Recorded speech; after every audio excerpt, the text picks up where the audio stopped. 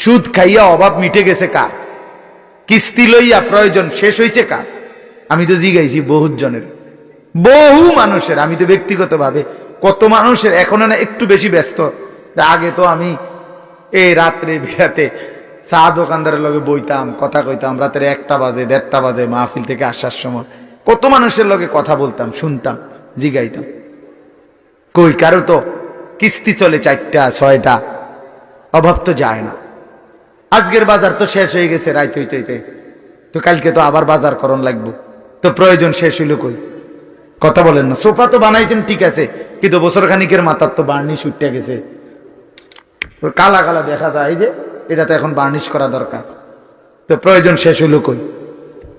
দরজা তো প্লাস্টিকের লাগাইছিলেন বাথরুমে, 6 মাসের মাথার তো সিটকারি ফুরিয়া গেছে, এন্ডিয়া কদ্দুর ভাঙ্গিয়া গেছে,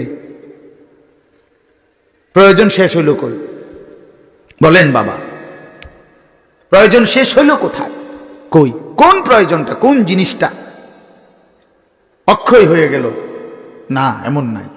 হযরত মাওলানা তারেক জামিল সাহেব বলেন, সারা পৃথিবী বিখ্যাত দাওয়াত ও তাবলীগের অন্যতম একজন মুরব্বী, উনি বলছেন যে তুমি যদি মাটিতে, ইঞ্জিনিয়ার এনা বলছে মাটি ভালো মজবুত, আপনি এখানে 10 তলা বিল্ডিং করতে পারবেন, বিল্ডিং মজবুত হবে, মাটি মজবুত, মাটির ফাইলিং করতে পারবেন, সয়েল টেস্ট রিপোর্টে মাটি ভালো আসছে, মজবুত। কিন্তু উনি বলে আপনি নিজে মাটির একটাবার জিজ্ঞাসা করেন না যে তুমি মজবুত কিনা, তুমি স্থায়ী কিনা। উনি বলে আল্লাহর কসম, যদি বিবেক থাকে, কান থাকে, তাহলে মাটি আপনাকে চিৎকার করে বলবে, এই বন্ধু তুই ভরসা কইরো না আমার উপরে, আমি মাটি থাকবো না রে, আমি মাটি থাকবো না, আমি মাটি থাকবো না। ইসরাফিল ফু দিলে ইদা রাজ্জাতিল আরদু রাজ্জা, আল্লাহ বলছে জমিনের মাটি রেজা রেজা, পাউডার পাউডার হয়ে ছিন্ন ভিন্ন হয়েছে।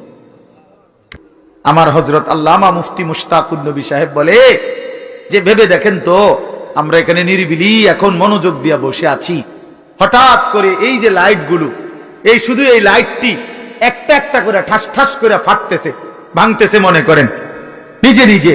আচ্ছা কি পরিমাণ দৌড় শুরু হইব? হ্যাঁ, কি এর প্রধান বক্তার, কি এর বিশেষ বক্তা? কথা বলেন না কেন? হ্যাঁ, বক্তাও তো আরো শ্রোতার আগে দৌড় দিব। বক্তা কেউ আমার আরেকটা মাহফিল আছে, আমি আজকে মরিয়া গেলে কালকের মাহফিল কেমনি কিনবো? বলে তো এই কয়টা লাইট ভাঙলে যদি এমন হয়, তো কোটি কোটি তারকারাজি যখন জমিনে খসে পড়বে, কায়নাতের অবস্থা কি হবে?